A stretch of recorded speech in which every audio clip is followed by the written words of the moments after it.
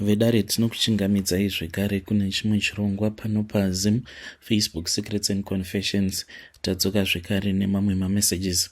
Rekedzai tibva tapinda mumamessages edu atadzoka takakubatirai. Message yedu yekutanga yakamira sekudai so. Hanzi makadi zvenyu mukoma, ndinokumbirawo kuti muge muchindiposterawo nyaya yangu makaviga chitupa changu. So inini ndainge ndichishanda zvangu kuSouth Africa uko, ndainge ndichishandira mamwe maIndian.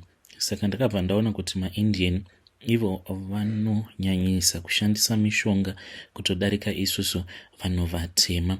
Ndakaramba ndichingovabvunza madam vangu, vakabva vandiudza kuti munyika ino yatinorarama kune mabad spirits avo akawandisa. Saka zvinotoda kutoti utombopota uchishandisa mishonga like maherbs akasiyana siyana so that unge uchizodzinga mweya iyoyo, nekuti kana ukasadzinga mweya yakadaro mulife mako ndipo paya paunotanga kudzungaira, uye zvekare unenge wava kunetswa nemabad spirits anozokonzeresa nhamo. Akabva ati ndokusaka uchiona kuti rudzi rwedu tiri vanhu vekuti tinongogara tichingobata mari tikatanga mabusinesses iwawo anokwanisa kubudirira nekukasika nekuda kwekuti hatina mabad spirits anotiteverera because tinogara tichingopfungaidza maherbs akasiyana siyana. So mukomana each and every morning ndaiti kana ndasvika kubasa, mukoma ndaidzwa kuti mumba mavo munenge muchiita kunowa maherbs, even kushop kwavo vasati vavhura vaitombotanga vapfungaidza maherbs, then vanhu vozopinda, even vashandi munenge makatombogara panze vari busy vachipfungaidza maherbs ekuti macustomers ange achizokwanisa kuuya. Ndakazoti ndakagara one day ndikabva ndati izvi zvakangofanana, kana kuri kunzi vanhu ava ndo mawaniro avanoita mari ka, I think it is far much better kuti neniwo ndinge ndichitsvakawo zvinokwanisa kuzondiitisa mari very fast. Ipapo mukoma Nashi ndakabva ndachizotanga kukumbira madhamu vangu maherbs ekuti ndinge ndichishandisa. Mukoma Nashi ndaiti kana ndikamapfungaidza maherbs aya dzimwe nguva ndaikwanisa kutoona vamwe vandaitoziva vachitozama kutopinda mumba apa vatori naked, zvokuti unochitoona kutoti vanhu ava vatori varoi but vasingakwanisi kupinda. Saka zvaizoitika ndezvekuti musi uye wekuti maybe ndinenge ndakaneta kana kungozvinzwira usimbe zvokuti ndinge ndichipfungaidza maherbs aya, usiku hwacho ihwohwo ndaisarara nekuda kwekuti vanhu vaya vaibva vauya vaine shungu dzekuda kana kutondipedzisa chaiko. Zvadaro mukoma Nashi ndakabva ndazoita nguva ndisingapfungaidzi maherbs aya, ndokubva ndazongoita rimwe bad luck mukoma, ndikabva ndazomiswa basa. I was so desperate at that time. Ndikabva ndati zvinondoita sei, ndainge ndava kungorarama nemapiece job. Ndipo apo pandakabva ndazotaurawo neimwe n'anga ikoko kuDurban kwandainge ndichigara ndichishanda zvekare. N'anga iyi yakabva yanditi iyo ine nyoka yaikwanisa kuti inge ichizondipa nyoka iyoyo, but yainge isingazondipe nyoka yacho mahara. Ikabva yanditi kana uchida nyoka iyi unofanira kuti unge uchizondibhadhara. Ndikabva ndati mari nhai sekuru. Then n'anga iya yakabva yanditi yainge ichida at least something like 20,000. Ndakaseka ndikabva ndati sekuru, kana makanditarisa munoti 20,000 inobvepi pandiri? Saka sangoma uya akabva anditi aikwanisa kundipa umwe mushonga uyo wavanoti sandawana, but akanditi mushonga iwoyo ndaifanira kuti kana ndikakwanisa kubata mari yandinenge ndichida ndozodzoka kwavari sekuru vaya nesandawana yavo. Mukoma Nashi ndakatoipiwa sandawana iya, changoita kuita kunge chimwe chimhuka chisinganzwisisiki. Basa racho nderekungokugadzirira mari. Ndakabva ndazodeketerera kwachiri chinhu chiya ndichichivimbisa kuti ndainge ndichazombogara nacho kwemazuva mashomanana.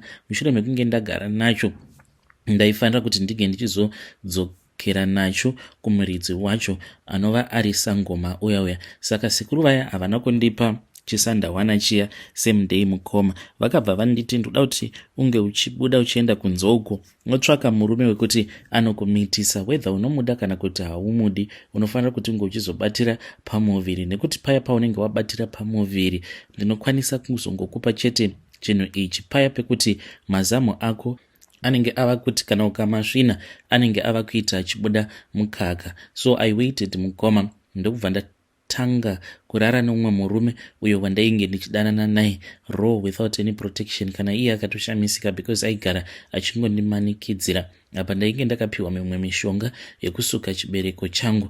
Mukoma takangoti tarara tose mwedzi wose pasina kushandisirana dziviriro. Ndobva ndatoona kutoti ndainge ndatokanganisika, ndainge ndava nepamuviri. Ndakadzokera kwavari sekuru vaya vakabva vanditi ndainge ndava kusafanira kuti ndinge ndichisangana zvekare nemurume pabonde, nekuti sandawana iya yainge isingadi kuti ndinge ndichizosvibiswa apo pandinenge ndichirara nemurume. So murume wewe mukoma, even though ndainge ndava kumuda, ndakabva ndatomuramba because dzainge dzitori mhiko idzodzo dzandainge ndakanzi ndinofanira kuti ndinge ndichizotevedzerana sekuru vaya.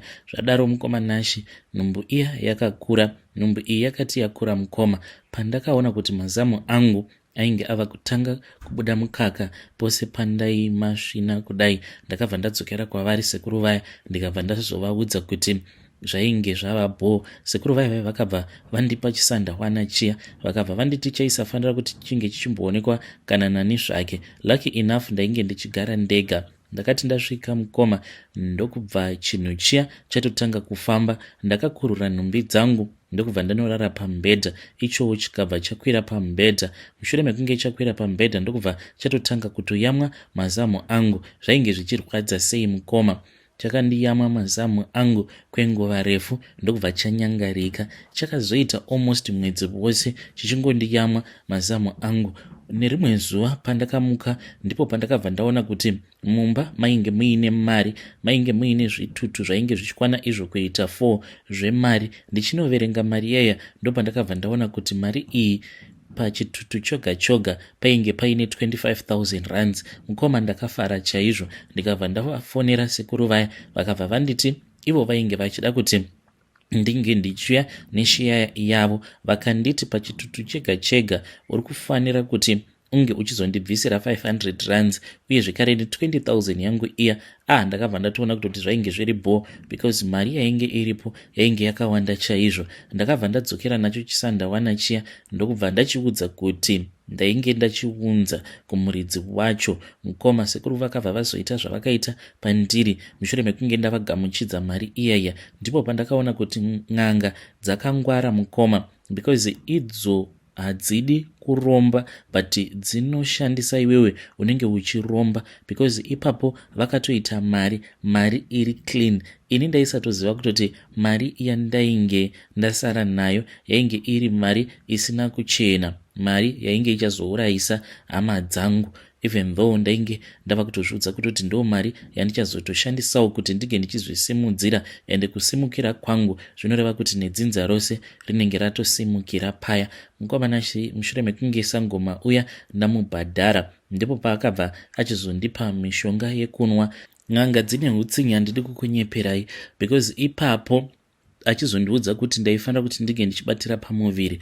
I did not even know kuti nhumbu iyo yomukoma yaifanira kuti inge ichizobva like an abortion mukoma, not a normal miscarriage. Saka sekuru vaya vakabva vazondishandisira plan. Vakangondipa mushonga vakabva vanditi mushonga uyu chiunwa izvezvi. Ndakatarisa ndakanwa mushonga iwoyo wainge uchivava. Ndikatombovabvunza kuti ko munhu ane pamuviri zvinoita here kuti ange achinwa mishonga inovava kudai so? Vakabva vangonditi inwa. Apa vainge vava kutondiitira rafu sezvo panze painge paine vanhu vakawanda vavainge vachida kubatsira. Kunyange zvikanzi zvadii mukoma, ini hangu kuenda kun'anga I do not recommend people because unopedzisira waitiswa zvimwe zvinhu zvaunenge usinganzwisisi, iwewo unenge uchingobvumira mudenga paya sezvandainge ndichiitawo ipapo. Mukoma Nashi mushure mekunge ndanwa mishonga yaya ndipo pavakabva vazoudza vamwe vavo vavainge vachishandidzana navo kuti vange vachinditora so that they can drop me kulocation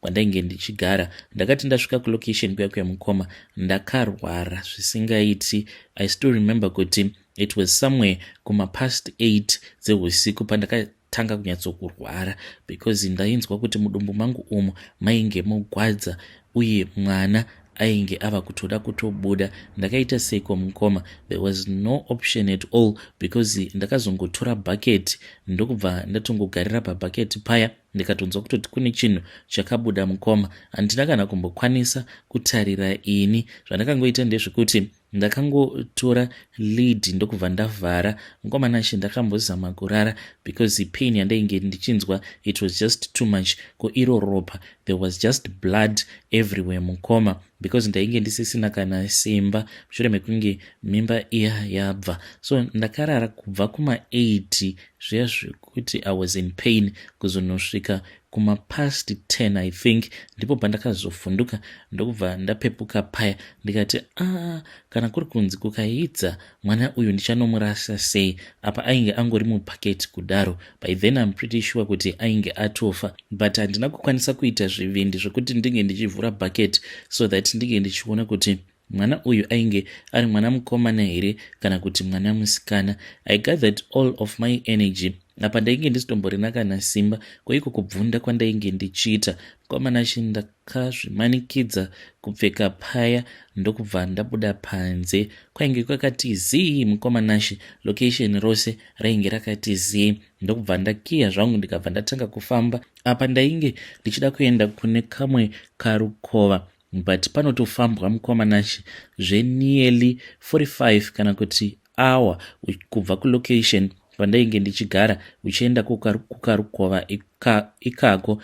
Ndakati ndichingonobuda gate pamba pandainge ndichigara painge paine imbwa. Imbwa idzi dzainge dziri 4 dzakabva dzatanga kunditeverera. Mukoma She sezvo ndainge ndiri munhu ainge akableeda a lot, imbwa idzi I think kuti dzakangounzwa hwema hweropa ndokubva dzaramba dzichingonditevera. Ini kana simba rekudzidzinga imbwa idzi ndainge ndisitomborina.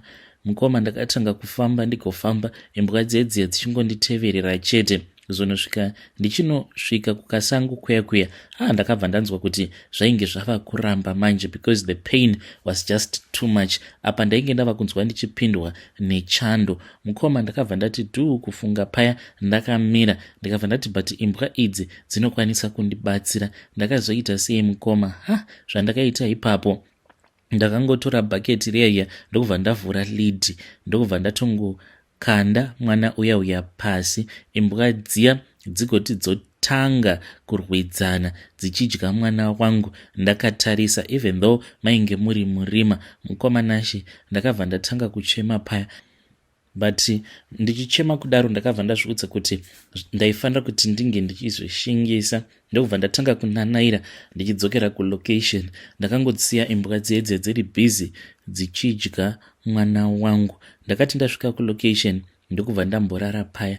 Ndakazonzwa kuti ainge ava ma1. The pain was just too much. Ndakati ndapedza kugeza apa mumba mainge makangozara ropa mukoma because ndainge ndisina kana simba rekuti ndinge ndichikorobha mumba. Ndakabva ndazoita an Uber ndokubva ndazongoenda kutown ndikatanga kufamba. Ndakangoonawo pamwe pairagidza kuti paitwa zvema-abortion. Ndikabva ndasvika paya ndikabva ndavaudza kuti ndainge ndabvisa pamuviri. Ndikabva ndapiwa ma-antibiotics nemamwe mapiritsi ndakamanwa mukoma. Ndikabva ndambonzi ndige ndichizorora murestroom. By the time pandakazomuka ndainge ndava kutonzwa kuti ndainge ndava nani. Ndikaita bolt yangu zvekare ndikadzokera kulocation. Sekuru vaya ndakavafonera vakatongonditi handiti uri mukadzi here wakambozvara futi before, saka pain yacho I'm sure kuti wanga wakatoijaira kudhara. Ndakaona kuti n'anga dzine hutsinye, once dzakushandisa dzinenge dzisisina kana basa newe. Mushure mekunge ndazorora I think kuti it was somewhere kuma 3 p.m. pandakazomuka ndokubva ndatenga zvimadomestos zvangu ndikabva ndachitanga kuklina mukoma. Ndakaklina room iya but sezvo machira ndainge ndakanyanyisa kumaspoiler ndikabva ndazomuka mangwana acho makuseni. Ndakazoti vanhu vose vabuda vaenda kumabasa. Ndakangotora zvinhu zvakawanda ndikabva ndatanga kuzvipisa mukoma. Usiku hwacho ihwohwo ndipo pandakabva ndazodzoka kunongo kuZim. Asi ndakati ndichiri mubhazi mukoma ndipo apo pandakarota amai vangu, ndakatovarota amai, ndikabva ndavabvunza kuti nhai mama, ko mapuranga ose awa amakabata muri kuda kumashandiseiko? Vakabva vanditi iwe, ko mapuranga awa ingawani wanditi ndinge ndichienda kunotenga mapuranga iwawo? Ndikati inini? Vakabva vanditi ehe. Saka takati tichifamba mukoma, ndobva ndatoona kuti tainge tatosvika pamba peumwe kapenda uyu ndakazotoshamisika because ndakabva ndatoona kutoti ainge akafanana nasangoma uya wekudurban. Ndikabva ndati ko iwe zvawainge umbori n'anga, ko wava kuita futi zvekuveza? Akabva anditi hongu, zveun'anga ndakasiyana nazvo. Murume uya akabva atotanga kutogadzira coffin raamai vangu. Mushure mekunge agadzira coffin raamai vangu, akabva atarisa kuna amai vangu akabva anditi mamai mimi uyai panapa, because munhu wandanga ndichigadzirira kofini iri akangoda kungoenzana nemi. Mukoma amai vakabva vatanga kufamba, ndakavadhonza mukoma, but vakabva vanditi iwe ndisiye mhani, ndikuda kubatsira murume uyu. Vakabva vasvika paya ndobva vatanga kutaurirana nayo n'anga iyaya. Saka n'anga iyaya yakabva yazovaudza kuti vaifanira kuti vange vachipinda mukofini. Ndakazama kuti ndinge ndichirwidzana naye murume wewe ndichiti hazviko izvozvo zvekuti munhu unogadzira kofini wobva wati mumwe munhu ange achipinda mukofini imomo, because kuda kuona kuti munhu achazoiswamo mukofini akatofa kare anozokwana here imomo. Ndakati ndava kuda kutanga kurwidzana naye, pakabva pabudikira dzimwe mhuka dzandisina kukwanisa kunzwisisa dzainge dzichityisa. Ndikabva ndangotanga kutidza paya.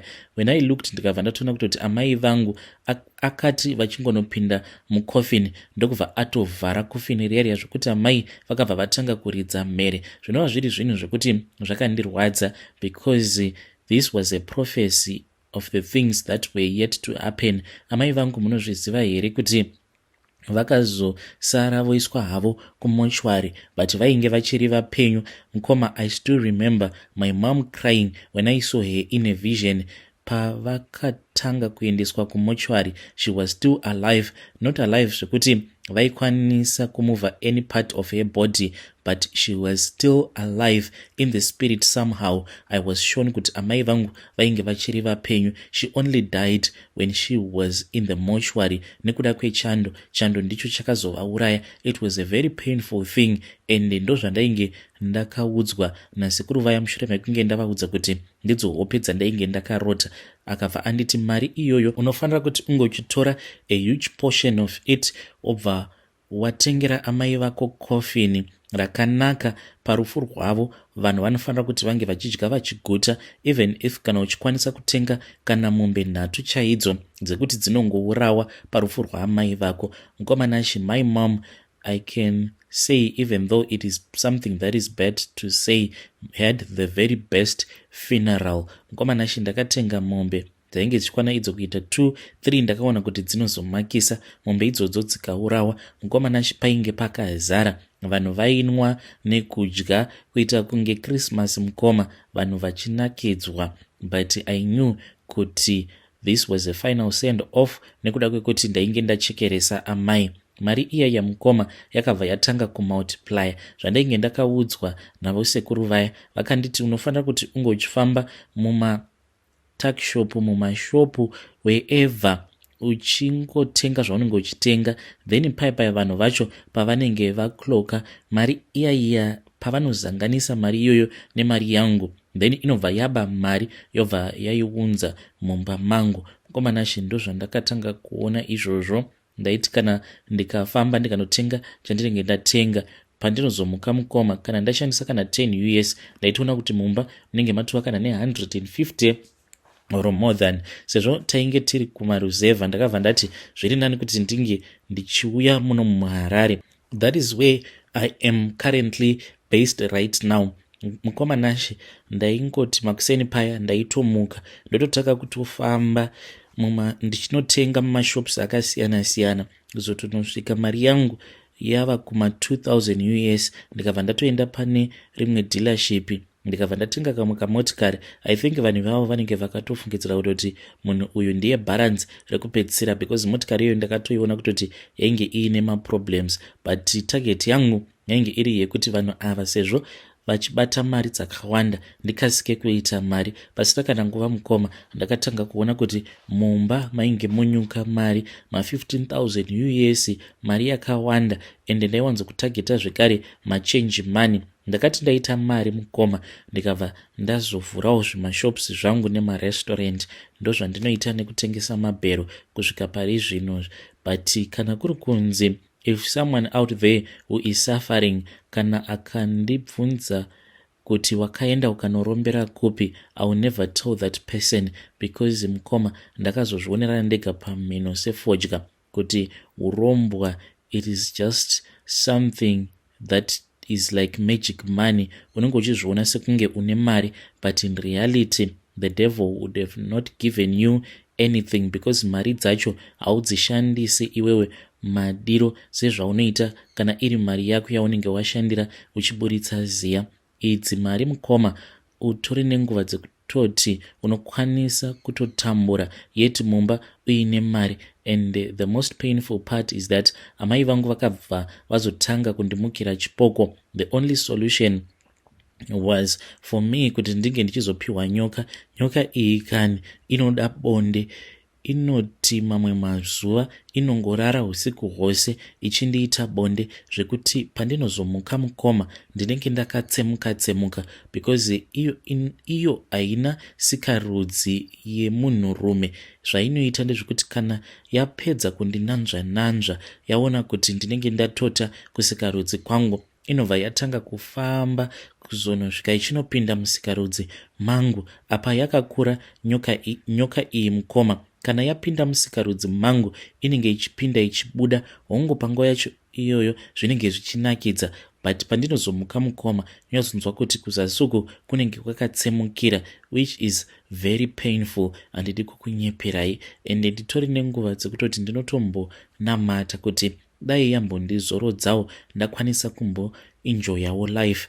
But all of a sudden inobva yatongouya wakatozvivatira zvako, yobva yatokuudza kuti yakusuwa, iri kuda kukuita mukadzi wayo, and unobva watoziva kutoti the pain it would have started. Saka ndakarombawo nekuda kwekuti ndainge ndakabatwa neruchiva ndichiona kuti maIndians andinoshandira ainge achibata mari, uye zvekare because of desperation mushure mekunge ndazodzingwa basa. Mukoma pari zvino hangu kuti ndichanzi ndichazovawo munhu wekuti ndichaenda kuchurch like for real ndotonotendeukawo. I don't think so, because nyoka iyi it watches all of my movements, and I do not want kuti nyoka iyi inge ichizorwidzana neni, because ndakatoona zvainoita mushure mekunge ndaitumidzira kune vamwe vanhu vandainge ndakamboita navo mabusinesses, then vanhu vaya vakazozama kundidyira mari dzangu. Ndaingoiti hey mukoma, it is a long story.